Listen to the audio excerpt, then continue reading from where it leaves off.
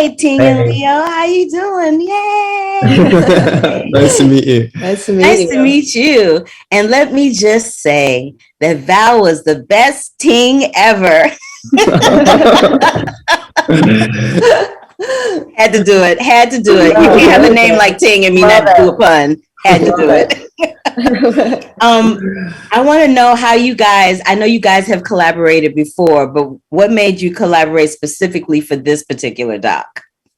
Well, I'd been working with Val for many years before we started this life story of Val's. I helped him digitize this hundreds and hundreds of hours of material in my garage many years ago when we were working on his Mark Twain project.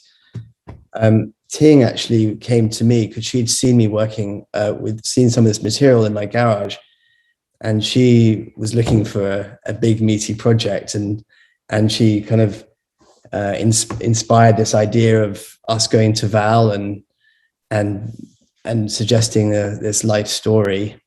And Leo and I had worked together previously. So, and really, like when you find somebody you enjoy working with, it's you want to just do more things with them, and so it was exciting to have the prospect of working on something big together. I read something about you wanting to find structure to serve the story in the best way possible, Ting.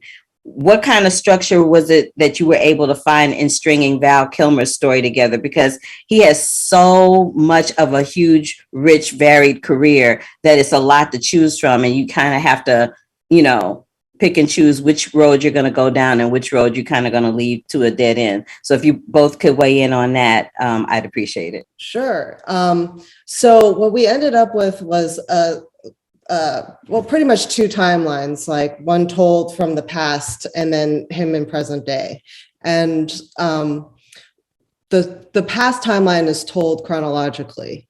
And what's good about that is it allows you to dip in and out of today and not feel lost. But at the same time, because it's rooted in that chronological fashion, you can be a little bit more expressive, a little bit more impressionistic with the way that you edit. And we really wanted the film to kind of reflect not just Val's personality, but like his scrapbook making and his art. And so it's a cinematic scrapbook in a way, because we're able to dip in and out of these moments and juxtapose different times together, and even just different actions together, like Jack playing the guitar, going back and forth, or as an adult and a child, and you can get a lot more impressionistic with it when you're rooted in that kind of chronology. Leo, you said that you'd known Val for quite some time, and Ting, you met him through the process of this collaboration. But what's the one thing for both of you that you didn't know about him that you learned in the course of doing this documentary? There had to have been something that you were like, oh, wow, I didn't know that. Well, I suppose when I first met him nearly a decade ago, I'd grown up on his movies, born in the 70s, watched all the 80s and 90s movies.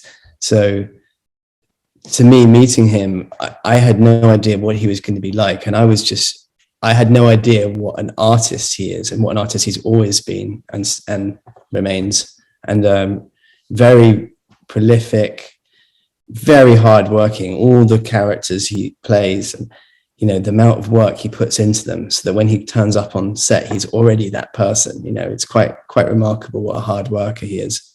So yeah, I just learned what an artist he was, I suppose. Yeah, I would agree. But also I had no idea how funny he would be in real life.